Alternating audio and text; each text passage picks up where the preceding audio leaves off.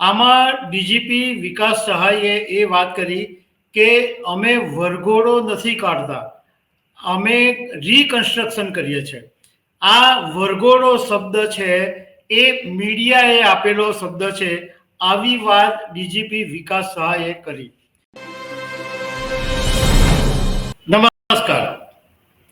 સુરતમાં 18 જાન્યુઆરી એટલે કે શનિવારના દિવસે ક્રાઇમ કોન્ફરન્સ યોજાઈ અને રાજ્યના પોલીસ વડા વિકાસ સહાય સહિતના જે મોટા મોટા અધિકારીઓ છે એ આ ક્રાઇમ કોન્ફરન્સમાં હાજર રહ્યા હતા.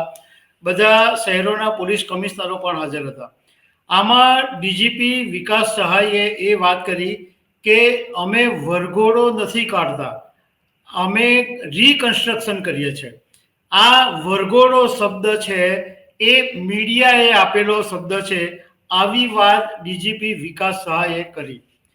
તો અમે આના વિશે તમારી સાથે વાત કરીશું. મારું નામ રાજેશ શાહ છે અને તમે જોઈ રહ્યા છો ગુજરાતના સૌથી મોટા ડિજિટલ ન્યૂઝ પ્લેટફોર્મ ખબર છે.com.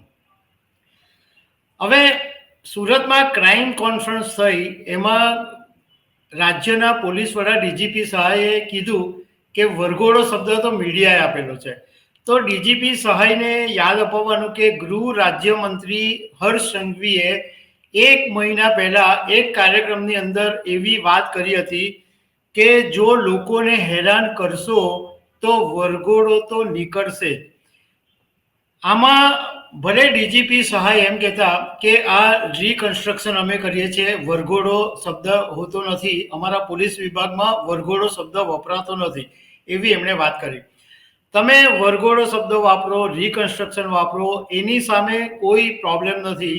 પરંતુ સવાલ એ છે કે આની અંદર પોલીસ રિકન્સ્ટ્રક્શનના નામે કે વરઘોડાના નામે જે આરોપી કે ગુનેગારને લોકોની વચ્ચે લાવે છે, એને કારણે જે ડર કે જે બદનામી પેદા થાય છે, એ વાતમાં એક સવાલ ઊભો થાય છે કે આ પોલીસને આવી સત્તા કોણે આપી? આવું કયા કાયદાની અંદર લખેલું છે કે તમે વરઘોડો કાઢો અને પાછું તમે તમારું જે સોશિયલ મીડિયા ઉપર ઓફિશિયલ તમારી જે વેબસાઇટ હોય એની ઉપર પણ મૂકો?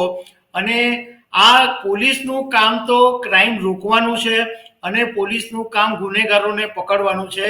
ગુનેગાર છે કે ગુનો બને છે કે નથી બનતો એ નક્કી કરવાનું કામ તો કોર્ટનું છે. એટલે અમારે પહેલો સવાલ એ પૂછવો છે પોલીસને કે કયા કાયદાની અંદર એવું લખેલું છે કે ભાઈ તમે આવી રીતના રિકન્સ્ટ્રક્શન કરી અને ચલો લોકોએ તો વિડીયો ઉતારી અને સોશિયલ મીડિયા પર મૂકે તો હવે એટલી બધી પબ્લિક મૂકે તો ચલો માની લઈએ, પણ પોલીસ પોતે પોતાની સોશિયલ મીડિયા વેબસાઇટ ઉપર કે ફેસબુક પેજ પર પોતાના ઓફિશિયલ પેજ ઉપર આવા બધા વિડીયો મૂકે છે. તો એવું કયા કાયદામાં લખેલું છે કે આ સોશિયલ મીડિયા પેજ ઉપર મૂકવું? અને તમે સોશિયલ મીડિયા પેજ ઉપર જ્યારે કોર્ટ એને ગુનેગાર સાબિત કરે, કોર્ટ એનો ગુનો નક્કી કરે, એ પછી તમે કદાચ તમારા પેજ ઉપર મૂકો તો વાંધો નથી, પણ આ તો તમે પહેલેથી જ વરઘોડો કાઢી દો છો, જાણે તમે પોતે જ કોર્ટ બની ગયા હોય એવું પોલીસ કામ કરી રહી છે. તમે કેવી રીતે નક્કી કરી લો કે ભાઈ આ ગુનેગાર છે જ? કારણ કે ઘણી વખત એવું બને કે તમે આરોપીને પકડો, પછી એનો કેસ થાય, પોલીસ એ કોર્ટમાં કેસ મૂકે અને પછી કોર્ટની અંદર દલીલો થાય, અને ઘણી વખત એવું બને કે જેની પર આરોપ મુકાયો એ નિર્દોષ સાબિત થાય. તો એવા માણસ નિર્દોષ સાબિત થાય અને એનો તમે વરઘોડો કાઢ્યો હોય તો એની જે બદનામી થાય એની ઇજ્જત કોણ પાછી આપશે? દરેક વખતે અમે આરોપીનો બિલકુલ પક્ષ ખેંચતા નથી, પરંતુ દરેક વખતે વરઘોડો કાઢવો યોગ્ય વાત નથી દેખાતી.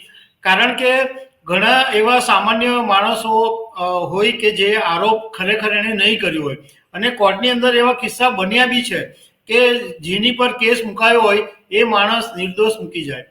બીજું કે પોલીસને અમારે એ બી સવાલ પૂછવો છે કે તમે ચલો વરઘોડો કે રિકન્સ્ટ્રક્શન કરો એનો બી વાંધો નથી, પરંતુ તમે સિલેક્ટિવ શું કામ બનો છો? અમુક જ આરોપીઓના તમે વરઘોડા કાઢો અને બીજા આરોપીઓ જે મોટા મોટા માથા હોય એના તમે વરઘોડા નહીં કાઢો. આ જ્યારે પોન્જી સ્કીમમાં ની અંદર ભૂપેન્દ્ર ઝાલા પકડાયો તો એનો બી વરઘોડો કાઢવો જોઈએ, કારણ કે એ પણ આરોપી છે, એની ધરપકડ બી થયેલી છે. પણ પોલીસ સિલેક્ટિવ છે, અમુક જ લોકોના વરઘોડા કાઢે છે અને બાકીના નાના નાના લોકોના વરઘોડા કાઢે અને મોટા મોટા માથાઓ છે એને પોલીસ બચાવી લે છે. મતલબમાં તમે શબ્દ ગમે તે વાપરો એ મહત્વનું નથી. મહત્વનું એ છે કે તમે કોઈની બદનામી આવી રીતના કરી નહીં શકો. તો દર્શક મિત્રો, આવી અનેક વાતો સાથે અમે તમને મળતા રહીશું. Thank you very much.